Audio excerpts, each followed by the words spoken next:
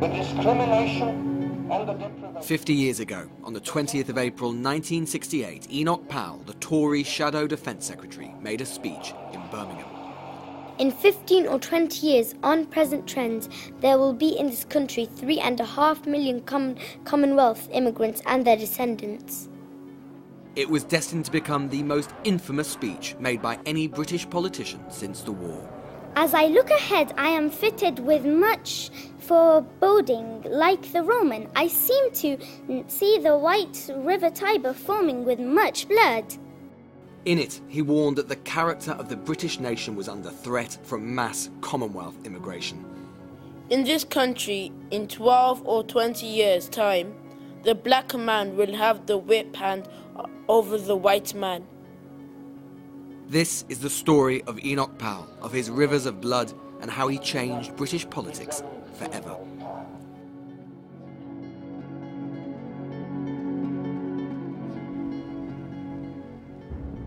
By the late 1960s, hundreds of thousands of Commonwealth citizens had made their home in Britain, including the Jaspers, who hailed from India but settled in Wolverhampton. This is the first passport my mum had. Oh, wow. When she came. We've kept it. Oh, wow. How old is she there? So she's about 35, 36 there. And so when did they come over? We actually came in 1965. It was exactly these sorts of families whom Powell had in mind when he rose to speak. Watching a nation busily engaged in heaping up its own funeral pyre. It was electric, the first time a major politician had spoken out against the establishment consensus on immigration which had held between both parties since the war. And he did so in a way designed to shock. He would, he told a friend, send a firework and light up the sky. Milkinder grew up to be mayor of Wolverhampton and remembers the impact the speech had on his community.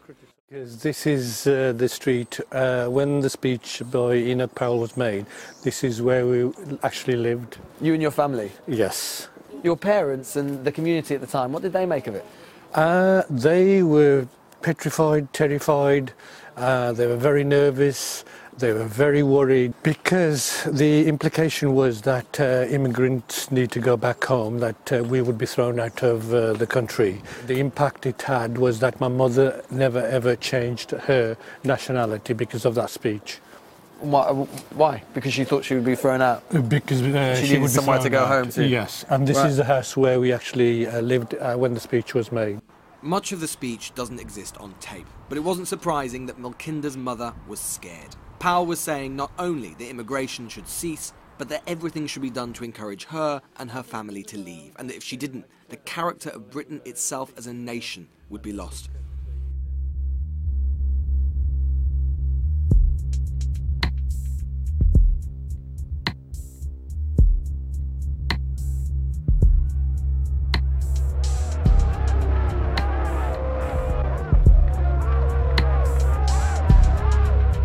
It split the country down the middle.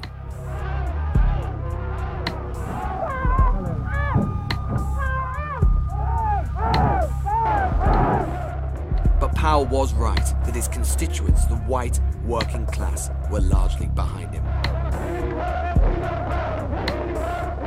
Meat porters of Smithfield marched in protest in support of Enoch Powell.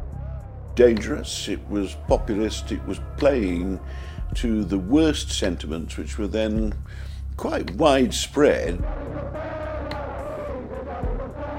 They thought this was visionary, this was long overdue, it should be implemented, this was the new Messiah. I remember saying to my agent at the time, if Enoch Powell stood for leadership of the Conservative Party today, he would sweep the board. The institutions which not just the majority, but the vast majority wish to maintain shall be destroyed. There are phrases in that speech which really are unwise, unpleasant, absolutely calculated to excite someone who did have racialist feelings.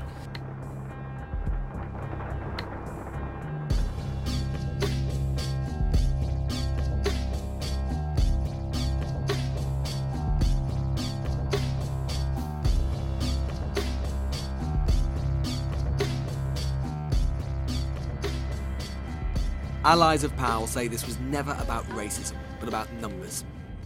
The sheer weight of immigrants that were settling in certain areas was going to cause difficult social relations. And Powell had been a soldier in India in the Second World War. He left just before partition, and he'd seen the beginnings of communal violence between Muslims and Hindus in India, and I think he was incredibly concerned that it might happen here. This speech was delivered just over a fortnight after Martin Luther King's assassination, and America was being torn apart by racial riots. But for his critics, this wasn't about America or India. It was about the law closer to home. It was time to try and make the Conservative Party take an opposition stance against legislation which made it illegal to discriminate on grounds of colour, class or creed. This was not about immigrants, it was about what happens to people here. We had a small employment agency where people had to fill in a form. Time and again we'd get scrolled across these forms the word "no colours."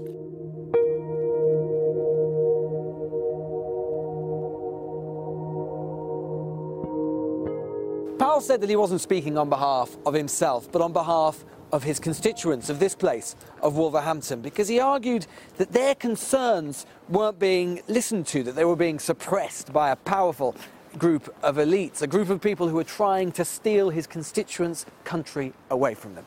Sound familiar? Well, it should, because Enoch Powell was the first British modern populist. He was the midwife of the politics of identity and of betrayal. 50 years on, Powellite questions of identity politics, sovereignty and nationalism cast a long shadow. I think we live in the age of Powell. I think if you take that speech in 1968 and you strip away the clipped academic tones and you strip away the classical allusions and the rhetorical flourishes, what you have is the manifesto for modern populism. It's the idea that speaking out against immigration is the act of a courageous and visionary statesman. It's the idea that what immigrants want is not equality, it is domination. What they want is the whip hand over the local population. It's the idea that what liberalism is about giving privileges and preferences to minority groups. And that has been the platform of populist politics ever since. In a way, our politics runs straight through Powell's rivers of blood. His arguments against the EU, elites and nationhood have become mainstream. And there are many, in places like the Black Country, on whose behalf he spoke then, for whom he still speaks now. I was brought up in Wolverhampton, in the area that he used to represent, so I was brought up with that name of Enoch being constantly mentioned to me all the time. He's a hero, I think, to many people, not just white working class people. We could resurrect him now. Do you think he might get elected if he stood around these parts? Yeah. He'd get elected in Dudley or in Wolverhampton? He'd get more votes than me, for sure. Yeah, no question about it. Yeah, I think that he would do extremely well. They found their wives unable to obtain hospital beds in childbirth, their children unable to obtain school places, their homes and neighbourhoods changed beyond recognition, their plans and prospects for the future changed beyond recognition because of immigration. Right, okay. What do you think of it? Think it sounds right, on the money, totally wrong? Yeah, well, absolutely, because there's no room for anybody because of immigration. Obviously, they've come over, took a lot of schools up, took a lot of housing benefits up, and there's no room for us English residents and our children and whatnot. Did you know about Enoch Powell? Yeah. What did you think of him? I think he's a great bloke. I think, and what he said would happen.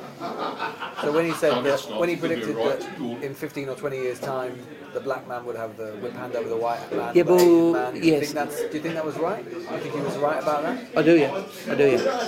I can see that coming.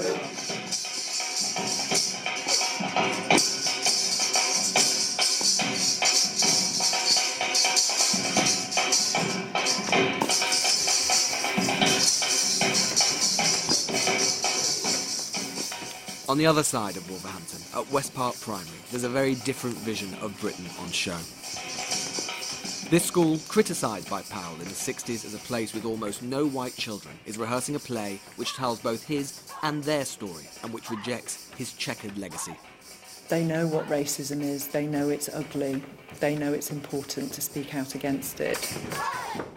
This is a thriving community with so many positive things to say about itself that it thrives off the energy that you can get from diversity. In a way, he's shot himself in the foot by saying what he said, because I think it's only motivated a lot of people in this community to prove him wrong. It doesn't matter where you go in the world, you'll find white, black, Asian, it doesn't matter where you are, you'll find people of different skin colours. He's wrong to be racist because everyone has the right to be treated equally, and it makes me feel very uncomfortable hearing it. He impacted too many people's life and made so much people go from this country and move to somewhere else.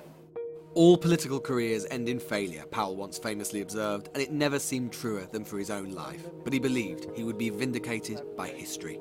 Regret that you're going to be predominantly remembered for this speech when one looks at your other political achievements? I think I shall also be remembered as an opponent of Britain's membership of the European Community. And when that has finally collapsed, I think my name will be on the roll of honour.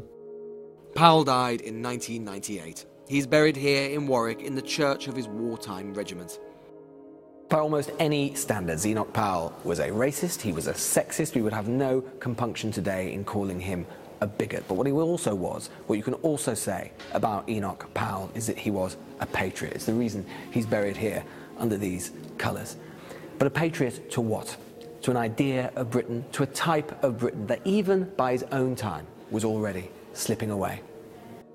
Powell was a man of enormous intellectual gifts, yet he was oblivious to the ironies of that which he bequeathed us. He had wanted a debate on immigration, but for years debate was stifled by a speech he made. He feared the division of a nation, yet who or what was Britain divided by more than Enoch Powell himself?